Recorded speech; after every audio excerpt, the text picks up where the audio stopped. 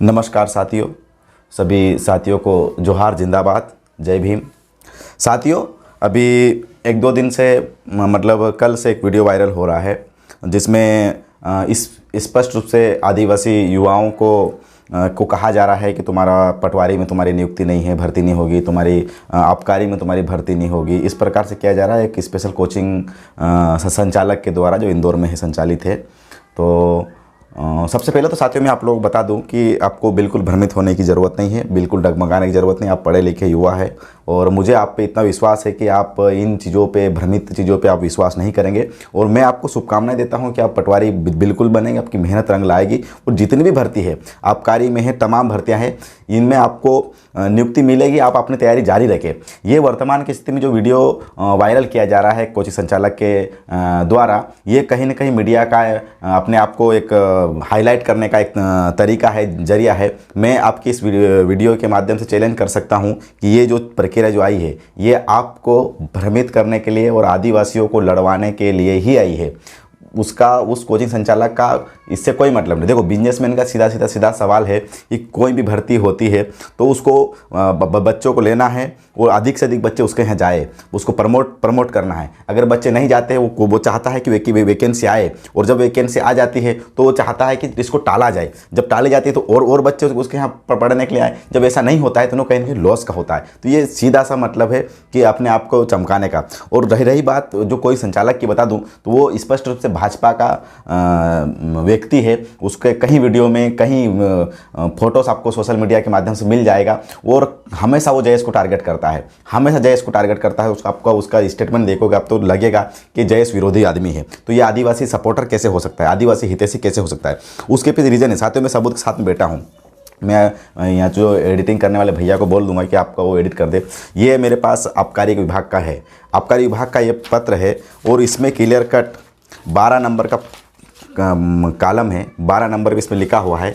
ध्यान देना आपने कि विभाग के पद कार्यपालिक होने की स्थिति में भर्ती हेतु आदिम जनजाति बेगा, सहरिया एवं भारिया के अभ्यर्थियों को परीक्षा से छूट का प्रावधान नहीं होगा। कब नहीं होगा? कार्यपालिक में। इसका मतलब अकार्यपालिक होगा तो बेगा, भारिया और सहरिया को जो अकार्यपालिक पद होते हैं, कुछ पद इनमें होते हैं 10%, 15%, ऐसे कुछ पद होते हैं, उनमें ये छूट दिया जाता है। अब आपको ये बता दूं मैं कि ये बेगा, सहरिया, भारिया कौन लोग हैं? ये हमारे अपने लोग हैं साथियों। आज की स्थिति में आप सोचो, आज इंदौर जैसे शहर में आप लोग रह रहे हो, हम लोग रहते हैं बड़वानी जैसे शहर में रहते हैं।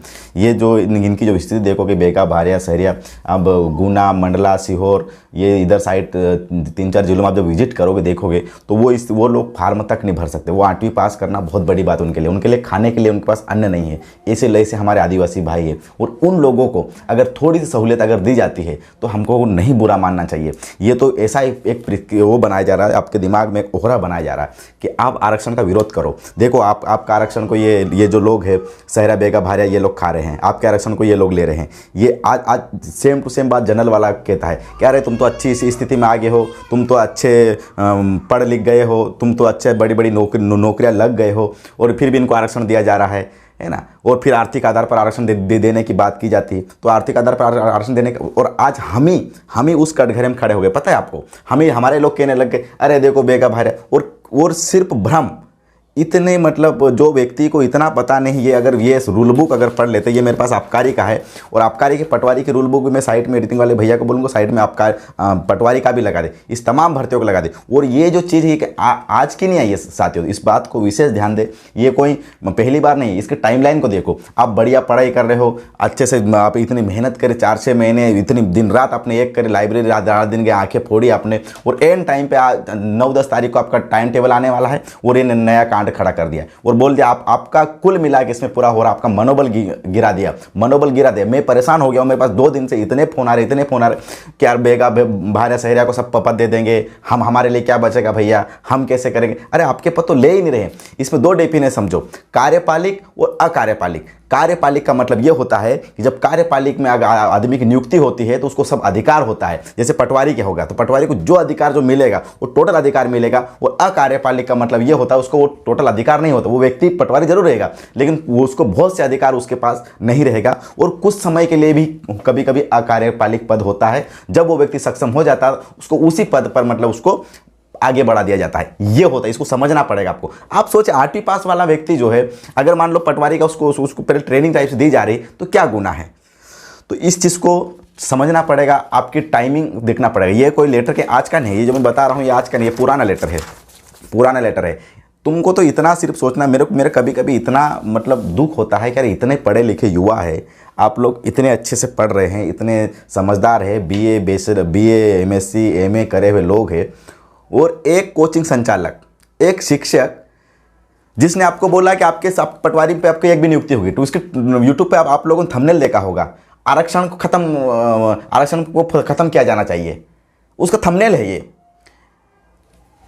तुम्हारे ये बात ऐसी हो गई कि एक पेड़ पे चढ़ा हुआ व्यक्ति जो कबीरदास जी का कहा था कि पेड़ पे चढ़ा था कबीरदास जी, और एक डाल को, जिस डाल में बैठे उसी डाल को काट रहा था वो, तो आपको उसी डाल में बैठे हो उसको आपको कटवाया जा रहा है। ये हो रहा है आपके साथ, और आप खुशी खुशी वो मना रहे हैं। मैं आपको गारंटी कैसा हूँ, इस वीडियो के माध्यम में आपको बिल्कुल डरने की जरूरत नहीं है।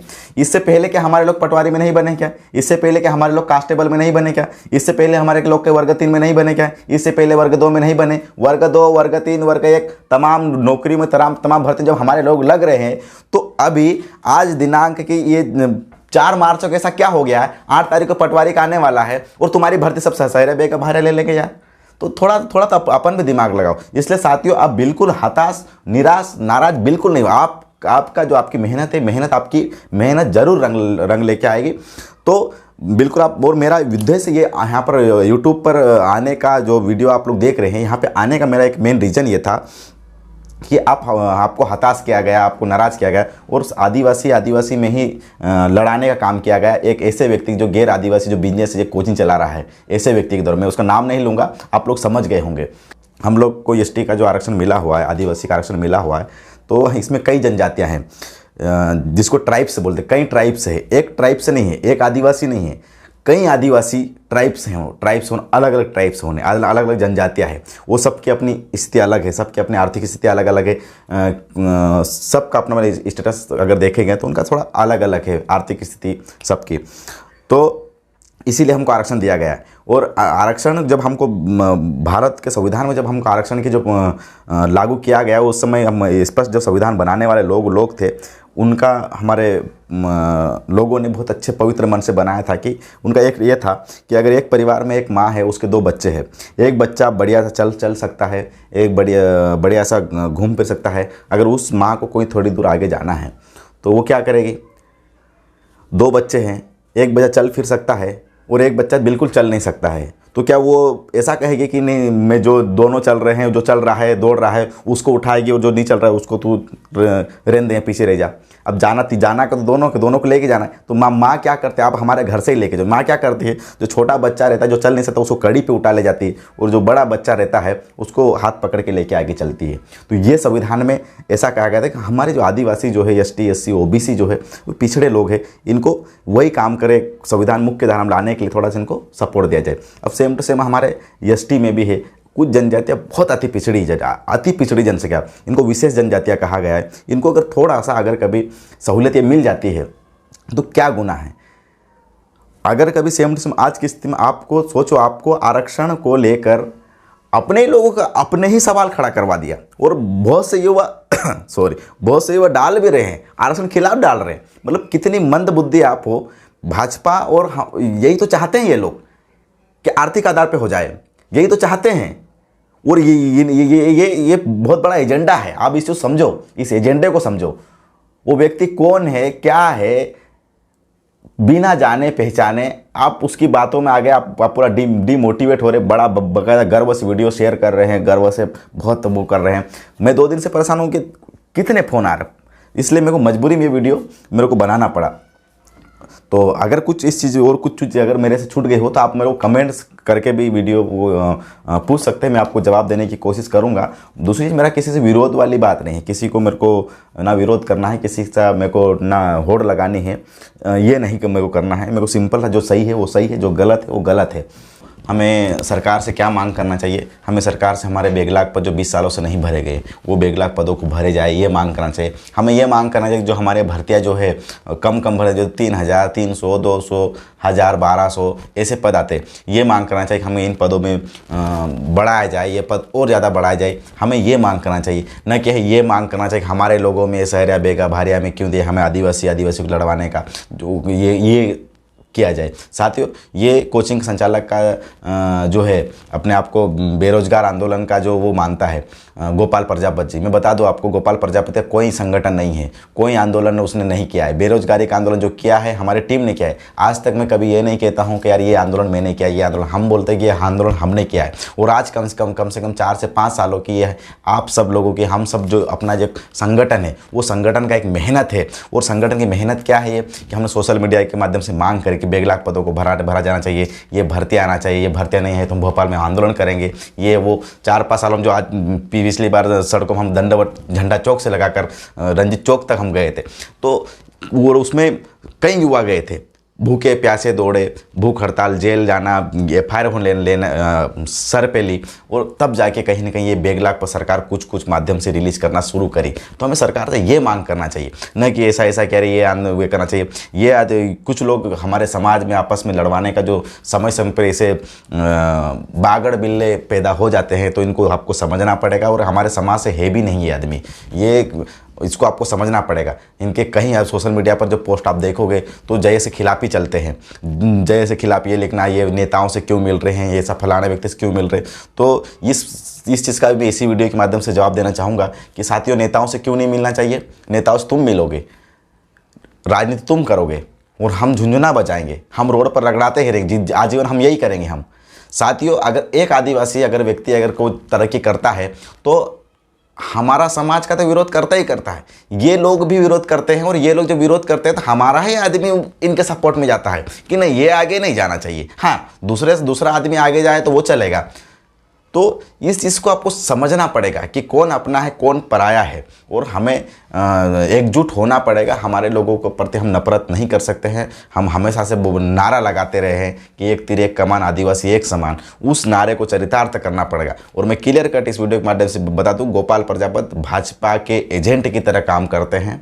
और उनको कहीं सोशल मीडिया पर भी आप देखोगे तो निशांत खरे जी के साथ में वो हम अपने ही बच्चों को बरगला कर कहीं यहाँ लेके जाना, कहीं वहाँ लेके जाना, इनकी मीटिंगों में लेके जाना, और अपने लोगों के खिलाफ अपने लोगों को यूज़ किया जाता है। तो इस चीज़ को हमको समझना पड़ेगा, हमें जानना पड़ेगा। और जब नहीं समझेंगे, नहीं जानेंगे तो फिर बहुत मुश्किल में आ जाएंगे हम, क्योंकि कठिन परिस्थिति है। हाँ, अभी हमारी नौकरियां वैकेंसी आने लगी है, अभी हम लोग नौकरियां लगना शुरू करे हैं। कई सालों के संघर्ष के बाद अभी 20 सालों के संघर्ष का नतीजा ये रहा है कि कम से कम अभी हमको बैकलॉग पद रिलीज़ कर रही है सरकार। और ये ऐसे चीज़ें आ जाती है सामने, तो हमारे जो बच्चे जो बहुत डीमोटिवेट हो जाते हैं, तो आपको डीमोटिवेट होने की ज़रूरत नहीं है। और ऐसे बिजनेसमैन, ऐसे कोचिंग संचालकों को सावधान रहना पड़ेगा। और हमारा तो ये कहना है कि इन लोगों को आप भाव ही क्यों देना, इन लोगों को। ये लोग क्या करते हैं, मुझे ये बताओ, क्या करते हैं ये, तो हमको समझना पड़ेगा। आपकी मेहनत ही सब कुछ है, और मेहनत करिए बढ़िया। और पटवारी जो जितनी भर्तियाँ आगे आ रही है उसके लिए ऑल द बेस्ट। और ऐसे कोचिंग संचालकों को आप सावधान रहिए। बहुत बहुत धन्यवाद। जोहार, जय भीम, इंकलाब जिंदाबाद।